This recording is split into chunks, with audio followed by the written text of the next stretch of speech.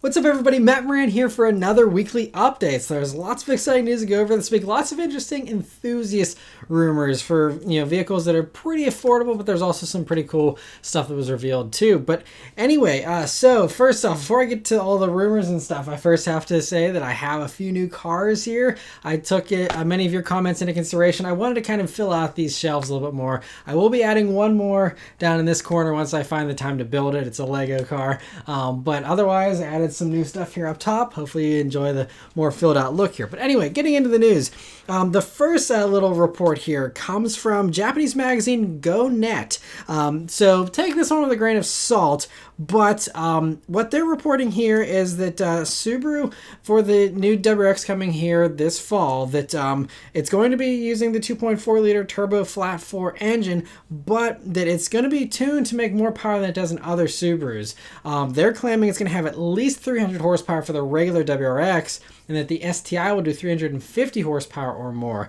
So that would be a great improvement. It would definitely, drive home the performance value aspect of that new WRX. And so, that would certainly keep it on top if they gave it 300 horsepower and still managed to keep it under $30,000. That would be awesome. We'll have to see. Knowing Subaru, though, I'm skeptical. I would love to be surprised, but I really doubt they're going to do more power than what you get with all the other applications of that engine until you get to the STI version. That one, I think they actually will do more power, obviously, because they have to. But we'll have to see. I'm not holding my breath, though, but an interesting report nonetheless. A couple other really exciting reports here, though, about Japanese vehicles. So Best Car Magazine in Japan, they're a little bit more reliable, I think. And so they have a new report this week claiming that the next generation GT-R won't be hybridized after all and will actually just be a heavily reworked version of the R35 GT-R. And so this makes a lot of sense. If you look at Nissan's strategy, I mean, they do have some all-new models like the Rogue and stuff that are their huge sellers, but even stuff like the Pathfinder and then also, of course, the Z are heavily reworked versions of the old vehicle. It's not bad. You can still have a completely new body, still make some changes and, make it a really great car. But much like with the Z, a lot of people were happy with that older formula. Same thing with the GT-R. I don't think anyone really desperately wants it to be hybridized, and everyone loves the R35. It's just, expensive, and so there's only so many of them they can sell. But, with their budget constraints at Nissan right now, I think this is a really smart move, if this is in fact true. Just have an entirely new body. They've already played around with that already with the very rare limited edition versions of that, like $1 million GT-R. That the name escapes me right now, but they have some really cool ideas they can just tack right on to the current, body and be set. So we'll see if that turns out to be true. They're claiming, though, that if that is in fact what's happening, that will be released in early 2023. So we still have another year and a half or so to wait, but not too bad. So we'll have to see if that turns out to be true. Be interesting to hear that. Another Best Car report this week also claims that a Nismo version of the Nissan Z is coming very shortly after the reveal of the regular Z. So the regular version is debuting on August 17th, and then the Nismo version they're claiming will debut at the Tokyo Auto Salon in January, which means it'll actually be revealed before the regular Z even hits dealers. Supposedly those are starting to show up at dealers in March of 2022 is when you'll get the regular Z. So I guess that's good because it gives you an opportunity if you want to put an order in for the Z and then you see the Nismo in January and you're like, oh, actually I want that. You can switch your order over, before you actually go through with your purchase. So that's nice of them to do that, but it'll be interesting to see. Supposedly they're saying it's going to have more power, so it'll be over that 400 horsepower most likely. They also say it's going to have larger 20-inch wheels instead of the 19s you're going to be getting on the regular Zs, as well as sportier looks and suspension, of course. I hope it gets a more aggressive exhaust. That's one thing I really hope, because it sounds like, we'll have to see about the production Z, but it sounds like the exhaust isn't going to be super exciting. So hopefully the Nismo gets a more exciting exhaust. But anyway, that's another very interesting report, and will be great news for Nissan fans, I'm sure, and Nissan enthusiasts of the Z here. The new Z is shaping up to be really cool. I'm super excited about it, but a Nismo version should be even better. So interesting to hear that. The last rumor here of all these enthusiast vehicles comes from Spike's Car Radio podcast, where Spike Feresten was talking with Jerry Seinfeld actually about a new Porsche hypercar. So the Drive first reported on this conversation, and so during it, Spike said, right now, if you'd like to, you can put down a deposit on a Porsche GT1. And then continued by saying, the rumor is they're going to announce this in August, and that the new Porsche GT1 mid-engine special car will follow follow in the footsteps of the Carrera GT and the 918. So, yeah, I'm sure Porsche isn't happy with him if he did, in fact, actually let the cat out of the bag there. Seinfeld, though, claimed that he wasn't aware of the hypercar, which means either one of two things. Either he's playing dumb, so Porsche isn't mad at him and yanks his allocation like they might do for a Spike. Or, it could also be that Jerry actually hasn't heard about this, in which case that we put some serious doubt into this rumor because, Jerry Seinfeld is one of the top Porsche collectors, at least here in the States. And so, if he hasn't heard about it most likely isn't happening. So, we'll have to wait and see. A very interesting little rumor there.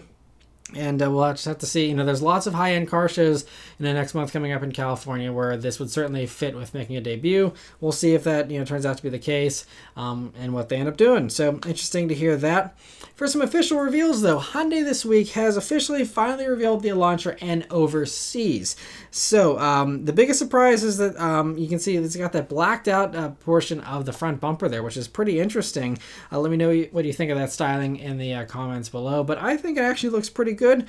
Otherwise, we already knew everything else about this vehicle. It runs the Veloster N's powertrain, meaning you get the 2-liter turbo 4 that does 276 horsepower, 289 pound-feet of torque. It thankfully comes standard with a 6-speed manual, even though all the ones in the picture here are just going to be the dual clutch, but they will be offering a manual, and some journalists already reviewed the manual last year. They did an early drive in that.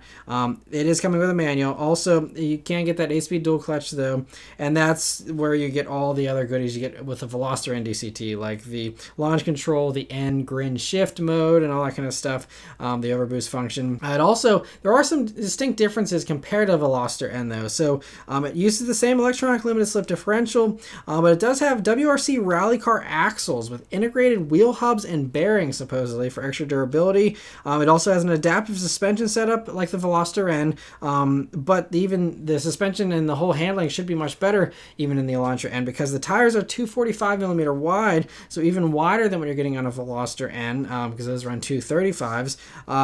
So that's great. I hope that while they're switching tire sizes, they also switch the brand because I wasn't crazy about the Pirellis, and I know most other people that were commenting weren't crazy about the Pirellis either. Hopefully they switch to Michelin or something else. I don't even care as long as it's not the Pirellis. It'll probably be an upgrade. Also, the brakes are bigger than what you're getting on the Veloster N too. So they're running 14.2-inch rotors up front. Inside, it gets unique digital gauges and graphics for the infotainment, so that is kind of a step up over what you get on the Veloster N. Now, it's possible that maybe in the States we'll get downgraded to the Veloster N's analog cluster. We'll have to see, but, hopefully we just get the digital gauges. Now, you also get some unique graphics there for the infotainment, plus there's new digital engine sounds, supposedly, including one setting for TCR race car sounds. So you can make it sound like a race car. I'm very interested to try that out. This should be kind of funny because, I don't know why they even need help in these models because they sound fantastic with their active exhaust. It's really, really sweet. So you don't even need any help from the speakers, but hey, maybe it'll be cool. Anyway, it also gets the N steering wheel, the N illuminated seats, and all that kind of stuff. Although Autoblog is reporting that they're optional for those seats, which I'm very thankful to hear myself because those seats are really cool. I drove around in them for a week in the Veloster N DCT, but they're not as comfortable as the standard Veloster N seats were. And so if you're someone who actually wants comfort from your daily driver, I would suggest going for the base seats if it is in fact offered. That'd be great. Although I wouldn't let those stiffer seats be a deal breaker if that's all you can get. But anyway, supposedly we'll be getting all the US details next month at the New York Auto Show. So we'll have all those, hopefully, the little nitty-gritty details there. And so that's hopefully when we'll get pricing and release date as well, because we still don't have any of that either. Speaking of the Veloster N, though, we have some sad news about the Veloster this week, actually. So it's going to be the only Veloster available, the Veloster N, for the 2022 model year. So Hyundai confirmed this to Autoblog this week, and it's no real surprise. There's been rumors, and there was kind of a leaked report out of Korea that they were going to be cutting a huge amount of Hyundai's models and Kia and stuff. Like, they were all going to, pare them down to spend more money on electrification and kind of just focus on their strengths. And so the Veloster is one of the first ones to go. It's one of the lowest selling vehicles in the lineup and stuff. And so Yeah, the Veloster's gone aside from the N. And prepare for even more cuts. This is just the beginning as far as cutting models at Hyundai, and most likely the N will go away as well. I think they literally just, showed up with the DCT versions. They can't kill it after like a few months of being on sale. But if it lasts beyond the 2022 model year, I'd be surprised. So yeah, whatever Velosters are out there, basically all you're going to have left, because 2021 model year is the end for the Veloster. So grab one while you can if you want one of the other ones. It's really a shame though, because the Veloster N is awesome, but it's also now $30,000, and I think that the regular Veloster turbos, and especially the R spec, at like 23 grand, was such a good performance bargain. Had excellent tires, awesome shifter, and still 201 horsepower. It's a really great combo for 24,000 bucks. I loved it, and so that's really what I'm gonna miss, is them killing that. So yeah, the Veloster N's sweet, but if you don't have 30 grand to spend, you're kind of out of luck. You can buy, a used Veloster, of course, but it's kind of a shame because it was such a, funky little car. I always really enjoy the Velosters, and so it's sad to see them go. That is definitely some sad news, but at least we have the N for a little while longer. One generation of hot hatch, though, that is just getting started for this generation, at least, is the Mark 8 Volkswagen GTI and Golf R.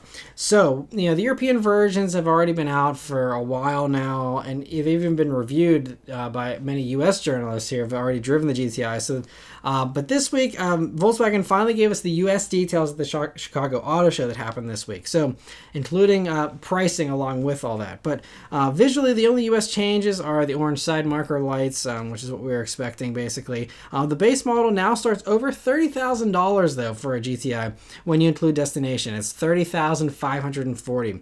But thankfully, it still comes standard with a manual transmission, so they kept that intact, which is great. The DSG, if you want to add that on, is $800 more expensive. And then the base model, though, is better equipped than it ever has been before. So even someone like myself that likes a lot of luxury features, I think I'd be fairly happy with a base model, because you still get digital gauges, heated plaid cloth seats, wireless charging, all the IQ driver assistance tech, adaptive cruise, all that kind of stuff is standard. 30 color ambient lighting, and even a heated steering wheel is standard, which is crazy. I mean, it's, like I said, really nicely equipped, but they still are playing these games to try and get you to upgrade. So if you want a proximity key, for example, to unlock the vehicle without digging the key out of your pocket, that makes you jump up to the SE trim, which is a $5,000 jump in price. So they're going from a $30,000 GTI to now 35 grand for just a mid-grade GTI, just because you don't want to have to dig into your pocket for the key. That's always been a pet peeve of mine. I'm not sure why, they're keeping that away. Because the funny thing is, in the base GTI, you actually get a push button start. So it'd be different if you just had a normal twist key. You get the key out of your pocket, unlock it, and then you go and you still leave the key out. But with this, it's even worse, because you pull your key out to unlock the car, and then you got to put it back in your pocket whenever you go to start the car, because you have to push a button. So it's almost like they're trying to annoy people, I think. But anyway, so other things here though are that there's still the Autobahn package, which is the top trim, and that one is going to run you $39,000, and that's also the only way you get adaptive dampers and summer tires. So that's a little bit unfortunate. The adaptive dampers have always been in that top trim, but the summer tires I think you can get on cheaper trims in the past. So yeah, basically 40 grand for a fully loaded GTI, which is wild, since you could have used to get a fully loaded Golf R for 40 grand.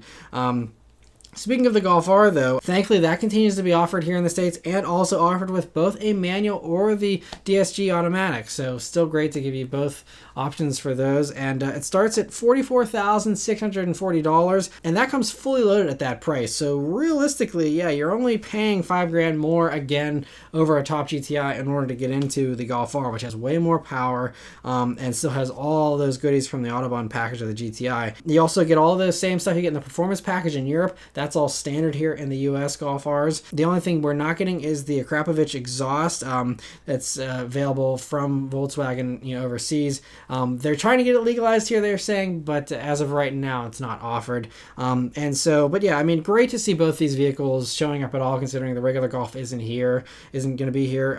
So at least we get these, we get them both with a manual, and keep some of the hot hatches alive here. That's great. So they'll be arriving in the fourth quarter of this year. Aston Martin this week has revealed the production version of the Valhalla supercar, and I think it looks awesome.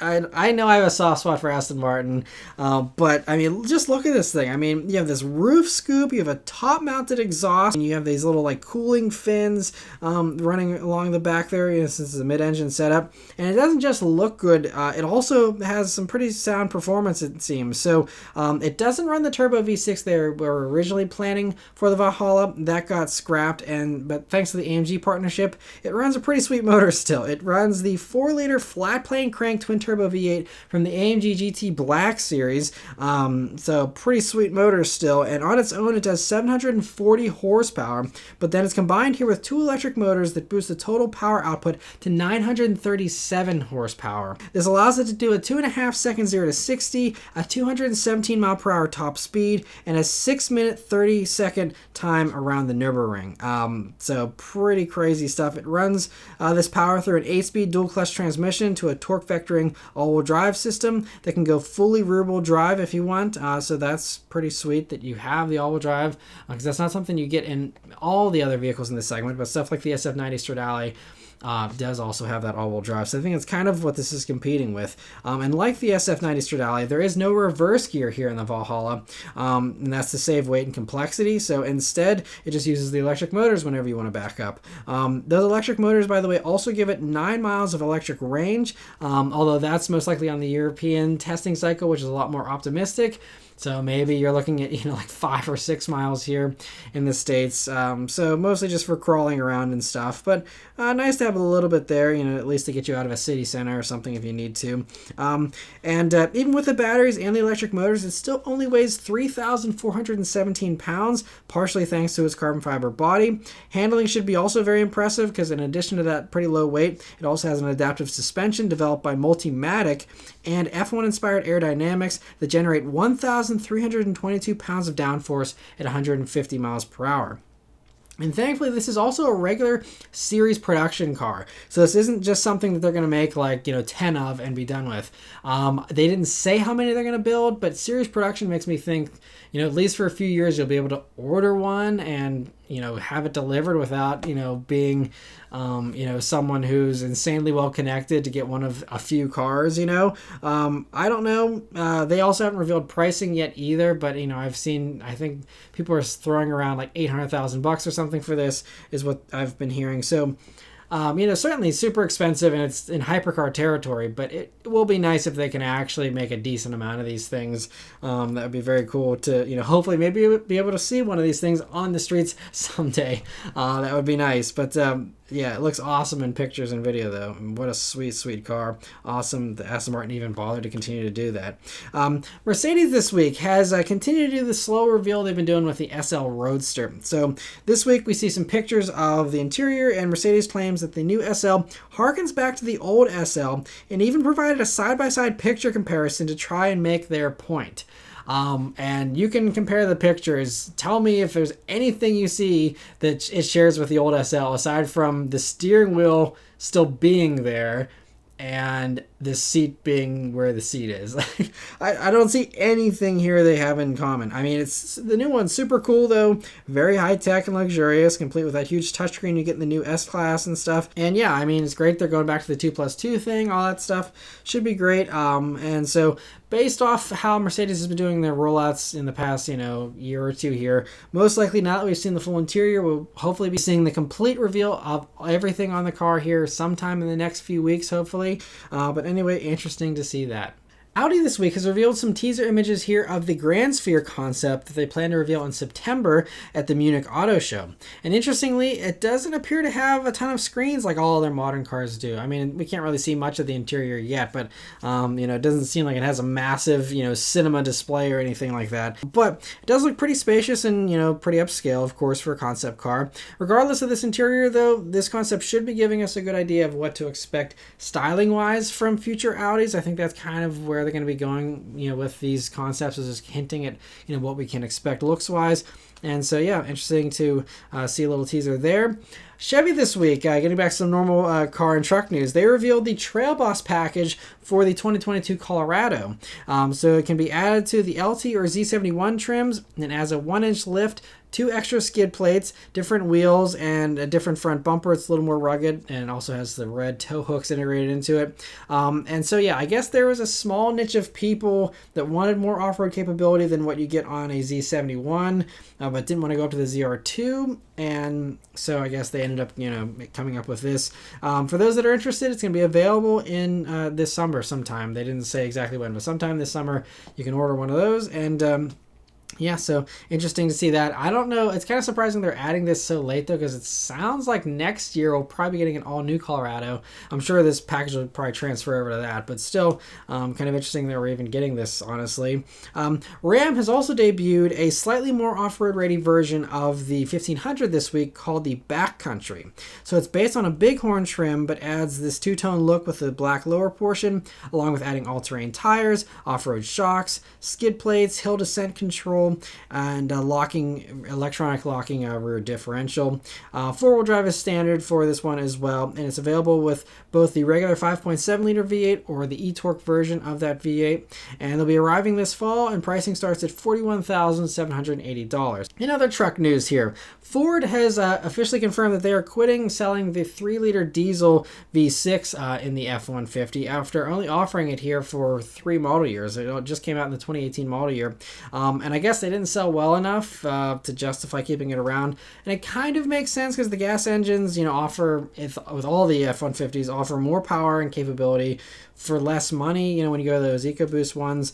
And with that new hybrid setup you can now get in the F-150, you're only down about 3 mpg on the highway compared to the diesel. And around town and city stuff, you get better fuel economy than the diesel still.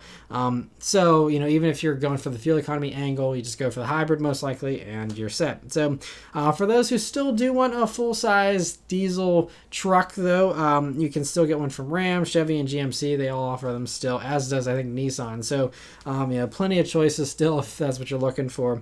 But interesting to hear that. Kia this week also confirmed to Autoblog that the Soul EV, we've been like, where is it? It's not coming to the United States at all. So it was announced about 2 years ago or so, and it was supposed to show up alongside the Niro EV or shortly after it. But Kia told Autoblog the reason why it's not showing up is they're wanting to focus on the Niro EV, which they haven't really done. I mean, they did a light little refresh, but they're not like actively marketing the Niro EV or anything. But they said they want to focus on the Niro here, and the Soul EV will actually be sold only in Europe. And their reasoning is that they say the Soul's funky look and more hatchback-like shape are a better fit for that region. But I'm not sure I buy that. I mean, because the Soul, they sell like 3 times as many Souls as Niros here in the States. So the Soul is clearly the more popular model. And I would think that, I guess Europeans would also like the funky looks, but we certainly like them here in the States because, again, it sells 3 times better than the Niro. And you think the more traditional hatchback of the Niro would actually be a pretty big hit in Europe as well. So honestly, I think that both models could be sold both places. But anyway, that's their reasoning, and regardless of whether it makes sense or not, they're not selling it here. So it is what it is. It would have been cool to see, though. I think that would really fit in with the kind of people that really like EVs. I think that something funky like this would have actually been a really big hit. But anyway, it is what it is. And for some more unfortunate news, another set of vehicles that are actually leaving the United States here are the Volvo V90 and V60 in their regular wagon versions. So the cross-country versions are still sticking around. They'll be sold here, as well as the Polestar engineered version of the V60 that I reviewed last year. So that Polestar engineered version is going to be the last regular wagon Volvo sells here. If you don't want to spend like 65 grand for that, then you're going to be stuck going with the cross-country models, which are also very nice and still basically wagons. They're just lifted up an inch, like a Subaru Outback. So still kind of counts as a wagon. So I'm glad they're at least keeping those around, but it is really sad to see the regular normal wagon of the Volvo's going away here, and I'm sure the Polestar engineered V60 probably won't last much longer either. But anyway, this is just, again, Volvo cutting back and focusing on their strengths here to, again, save money and all that kind of stuff with all the electrification stuff going on. But anyway, like I said, it's still cool that the cross-country versions are surviving. Lastly, though, the EU this week has revealed their climate change plan, which has a bunch of stuff in it, but as far as this weekly update is concerned, it calls for a 100% cut in CO2 emissions by 2035, meaning that none of the 27 countries in the EU would be able to sell new gas or diesel-powered vehicles starting in 2035. It sounded kind of like you wouldn't even be able to sell like used vehicles or have any kind of vehicles no matter what, but I think they're just talking about new vehicles here, hopefully, because it'd be really extreme if no one was allowed to drive a gasoline-powered vehicle in 2035 in Europe. But anyway, at least, yeah, this is kind of going with a lot of the other countries in the European Union already have committed to 2035 or even sooner in some cases to, transition over to new car sales being EV. But this really puts all the manufacturers in a bind where it's like, okay, well, you can't sell them basically anywhere in the EU. So, Lamborghini and Ferrari, for example, even if the US kind of waits until later beyond 2035, is Lamborghini and Ferrari going to be able to justify keeping the gas engines around just for our market and maybe, the Middle East and, a few other places that might not switch over super quick? I don't know. We'll have to see, but it basically means that everyone is going to have to switch over, at least the European car companies, no matter what. And so, yeah, we'll have to wait and see, though. Like I keep saying, a lot can change in 14 years between now and then. Who knows what's going to happen? This is just a plan, and also this probably won't get put into law exactly the way that they're planning it. This is just a proposal for now, so we'll have to keep a watch on this and see. But so nothing to despair about too much just yet, but we'll have to wait and see how it all plays out here.